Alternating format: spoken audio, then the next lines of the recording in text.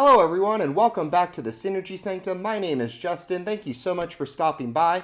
Here at the Synergy Sanctum, we specialize in all things related to Magic the Gathering with a specific focus on deck building. So I aim to show you very quick deck techs that'll show you all of the cards in the deck and how they work together to ultimately achieve the goals of that deck. If you're not already, please like, share, and subscribe to our channel. We really appreciate that. And we also have a sister channel now, so head on over to Commander Coliseum and check out their content as well. And for today's deck tech, we have another Lord of the Rings deck tech with Goldberry River Daughter, an EDH counters matter deck. And we're not just talking about +1 counters, we are talking about almost every counter that exists in Magic, I think, is in this deck. We're going to be playing a bunch of cards that create all of these different counters to get the maximum benefit off of Goldberry's abilities. So Goldberry says that you can tap her to move a counter of each kind, not on Goldberry River Daughter, from another target permanent you control onto Goldberry, which is important. That's why we want a variety in our counters. And then in addition to that, she has, for a single blue, you can tap her to move those counters off of her onto other permanents you control. And if you do, you get to draw a card as well. So there is so much synergy in this deck, and there are so many like really good artifacts and lands that just have broken abilities when it comes to the counters that they come in with or they create, and then the ability to move those counters or keep them or build on them. This deck is just going to be really, really fun, I think. And it's affordable. So current TCG market value is around $107 to $130. We did keep out like a lot of the things like Power Conduit and probably the ones that you're expecting to see in the deck to keep the budget nice and low and affordable. And then our land count is 34 lands, with 15 of those being islands and 19 of those being non-basics, because as you can see, our commander is a draw engine and we're going to be drawing a ton of cards, so I don't think we'll be worried too much about the mana. So, to get us started today, here are the win cons that exist in the deck, and I think it's worth calling out this one here, Etheric Amplifier, because it is going to do work in this deck. So it's a mana rock, so it can tap for any color, which will probably be blue, and then for 4 mana, you can choose one, and you can only do this at sorcery speed, but you can double the kind of counters on a target permanent, the number of each kind of counters on a target permanent, which is important, or you can double the number of each kind of counters that you have. So there's not a lot of counters that we're going to have, but this is going to be so broken. Even just targeting Goldberry is going to double up all of the counters she's taking from everything, and then you're going to be able to move them back and still continue to get value because the counters will stay and be there with Goldberry as well. We have win cons here with Darksteel Reactor. I don't even know about this card, but this is so broken. For 4 mana, it's an indestructible artifact. At your upkeep, you're getting charge counters, and then when it has 20 or more, you win. We're not going to be waiting for upkeep. That's like a nice to have. We're going to be loading up the charge counters on this one for sure. And then Millennium Calendar, I think I finally have found a deck where this is going to happen. Whenever you untap one or more permanents during your untap step, it gets that many time counters on it. For 2, you can double them on Millennium Counter. You could also be doubling them with the Etheric Amplifier. And then once it has 1,000, you're going to sack it and hit everybody for 1,000 life. So disgusting. And I want to buy this deck just to pull this off. And then we're going to be drawing a lot of cards. So 20-toed Toad is really good in this deck. When he attacks, or when you attack with 2 or more creatures, he gets a counter and you draw. And then when he attacks, if he has 20 or more counters, or you have 20 or more cards, you win. So another I win card. And then Prologue to Pheresis is our only poison counter infect stuff in the deck, but it is all we need. So for 2 mana, you're going to give everybody a poison counter and you're going to get to draw, and there is so much proliferating in this deck that this is like a potential win con very quickly here. So, like I said at the start of the video, we want to be creating all types of counters. We don't want to like keep this specific to like +1s or anything like that. So we're running Theming the Ice because it's going to be making ice counters. We're running the Watcher in the Water because it's going to be making stun counters. Surge Nose doing charge counters, and you get 6 of them for 1 mana. So much value there with this deck. As Foretold is putting time counters on it, and then once each turn you can pay 0 rather than pay the mana cost cost for a spell that's X or less, where X is the number of time counters on this, so really, really solid as well. Chasm Skulker is getting +1s every time you draw. Sun Droplet, really, really interesting synergy here, because when you're dealt damage, it's going to get that many charge counters, and then at your upkeep, you can remove one to gain a life. So I don't know how much we're going to care about gaining a single life, but it will be a constant churn if people are doing damage to us to keep making counters for Goldberry. Scavenge Brawler, so broken here, more so in the graveyard than out. So if he's in the graveyard, you could pay 5 to get rid of him, and then a target creature's getting 4+1s, a flying counter, a vigilance counter, a trample counter, and a lifelink counter on this creature. You get to activate that only as a sorcery, and we would probably be putting those on Goldberry and then using that proliferate to pass them out to our other creatures, so really good here. Ominous Seas, whenever you draw, it gets a foreshadow counter, so there's another new counter. You can remove 8 of those for a big baddie to come in. And then Myojin of Seeing Winds, a lot of mana here, but it is bringing in a divinity counter, which is a new counter.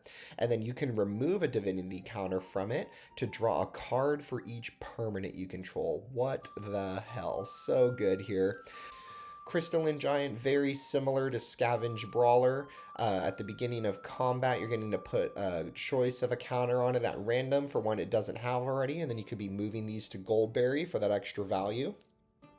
And then even more counters in the deck, so Core Tappers making charge counters, Myojin of Cryptic Dreams, the other kind of big one in the deck here. It's coming in with indestructible counters instead, so it's another new one. And you can remove it from him to copy a target permanent spell 3 times. Bananas. Lila, Holographic Assistant from the new Spider-Man set. Whenever you draw, you're going to put a +1 on a target creature, so really good here. Malcolm, Alluring Scoundrel, is really, really solid as well. When he does combat damage, you get a chorus counter, so another new one. And then you get to draw a card and discard, and if he has 4 or more of those chorus counters on him, you can cast the one that you discard for free. So just picture chucking one of these Myojins that are like 9, 10, 8 mana, and then you're just playing it for free. Just really, really broken here. And then there's a lot of lands that bring in different types of counters. So Dark Depths, for example, is ice counters. Drannith Ruins is putting +1s on a non-human creature. Storage counters on Mage Ring Network. And then you could remove those to get colorless mana equal to the amount that you're removing. So really good there, synergy. Blast Zone, even more counters with lands. Blast Zone here is also getting charge counters, and you can sack it to kind of do a board wipe. For the ones that were equal to the number of charge counters, you can kind of control what dies. Tyrite Sanctum's doing 2 types of counters, a +1 counter at first to turn it into a god, and then an indestructible one to put it on a god, so that's getting you 2 counters. Trenzalore Clock Tower from the Doctor Who set, it taps for mana, and then you get a time counter. You can remove 12 of those to shuffle your graveyard and hand into your library and draw 7. But you can only do that if you have a Time Lord, which we're not running in the deck. But again, it's making time counters, which can move to Goldberry. The Monumental Facade enters the battlefield with oil counters. So there's a new one. You can remove them to put it on a creature or an artifact. So you don't even need Goldberry's ability with this one. Vivid Creek's coming in with charge counters. You won't really do the ability on Vivid Creek. It's more so to have a different type of counter for Goldberry. Diamond City is entering with a shield counter, so that's really solid as well, and you can move it off of it just with the land. Magosi the Water Veil. This card is so cheap, and I can see why, because you could put an Eon counter on it, but you have to skip your turn. So it's going to be really situational when you do this, because you're going to want at least one of these Eon counters, but once it's out, you can proliferate and get this extra benefit that it has to remove it to take an extra turn after this one. So this is going to get out of hand, and you know, you got the potential for infinite turns in this deck with something like this. Mirrodin's Core is putting charge counters. Suppressing Scary is putting depletion counters, and then Tendo Ice Bridge is putting charge counters as well, so lots of counters there. We've got counter synergy, so Titan Forge cares about charge counters. You can remove 3 of them to make a 9/9 Golem artifact token. Just so crazy. Nesting Ground can also move counters, as well as Moxite Refinery from the new Edge of Eternity set. Clock Spinning is repeatable counter move, so it has a buyback of 3 that you can pay into, and then you're going to get to keep deciding like where you want to move counters and which counters you want to move. And then finally, our proliferate strategy. You got a lot of proliferating in the deck. So Tekuthal Inquiry Dominus says that if you would proliferate, proliferate twice. And then you can also put an indestructible counter on him. So you can make that indestructible counter as long as you remove 3 counters from other places, which there'll be plenty. Surge Conductors letting you proliferate when non-token artifacts enter. There's a lot of them in here. Lulu Stern Guardians, so good. It's almost like a propaganda because it creates stun counters on your opponent's creatures when they attack you, but it also has repeatable proliferate on it at the cost of 4 mana.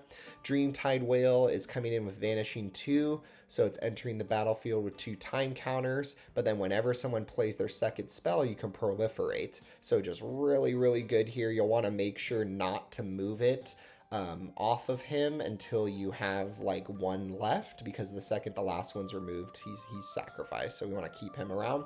Contentious Plans letting you proliferate and draw. Flux Channelers letting you proliferate off of non-creature spells, which there's a lot of them. Inexorable Tides letting you do it every time you cast a spell. It's so broken. Rad Storm, so good. It's got Storm on it, and then it just proliferates. So if you play this at the right time, you can probably end the game with the instant at the beginning with the poison counters.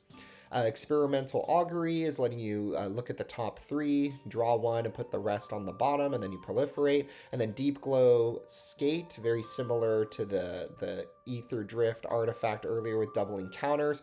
When he enters, you can double the number of each kind of counter on any number of target permanents. So just really, really broken and making a ton of counters.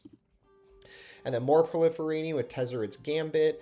You draw 2 and then proliferate. Steady Progress lets you draw 1 and do the same. Ripples of Potential is like a protection spell almost. You get to proliferate, and then you choose any number of permanents with counters on them, and they phase out, so you can save your board state. Serum Snare lets you bounce something, and if it was 3 or less, you proliferate. And then Karn's Bastion's letting you do it repeatedly at 4 mana on a land. And then we want to be able to untap Goldberry to get even more value off of it. It's kind of a sub-strategy here. So we have the proliferating and the creation of the counters, but we also want to get more and more value off of her at the minimum to draw additional cards every turn when you're moving counters, and at the maximum to move all of these counters around for extra benefits.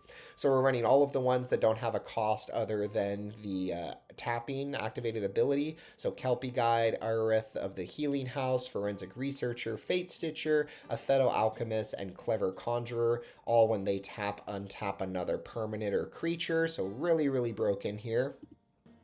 And then good stuff in the deck. So Raikou, Resourceful Guardian from the Final Fantasy set, says when you put a counter on a creature, they can't be blocked for the turn. Marvin, Murderous Mimic, is going to copy all of these activated abilities. So he's just going to be broken. At a minimum, he's an extra untapper, and at a maximum, he can do any of the other stuff we've described.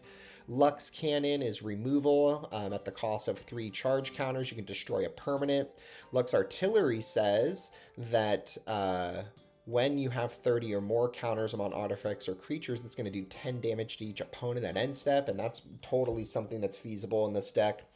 Propaganda to Protect Us. Storm of the Forms is going to bounce a non-land permanent depending on how many of each kind of counter you have among permanents you control, so really good at 4 mana.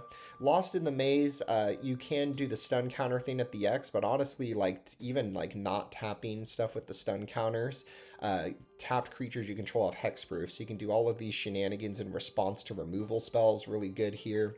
And then Counterspell, Arcane Denial, Negate, and an Offer You Can't Refuse are our counterspells in the decks. They're on a budget. And then moving into the draw in the deck, so we have Unctus Grand Metatech, which says that other blue creatures have, when they become tapped, you get to draw and discard a card, so really good, because there's going to be a lot of tapping and untapping. Oaka Traveling Merchant removes a counter and gets you a draw. War Room's letting you draw at the cost of 1 life. Insight Engine is letting you draw and putting charge counters on the artifact, and you get to draw for how many charge counters it has. Really broken. Brainstorm's always good. And then we're running Ingenious Prodigy, because at the beginning of your upkeep, you can remove a counter from him to draw. And then rounding us out, our mana for the decks, we are running a Soul Ring, we're running a High Tide, and then we're running these rocks that, kind of work in other decks, but are going to be really broken here. So Replicating Rain, at your upkeep, it's getting a Night counter, so another new counter for Goldberry. And if it has 8 or more, you get to make 8 Replicating Rains, so that's really broken.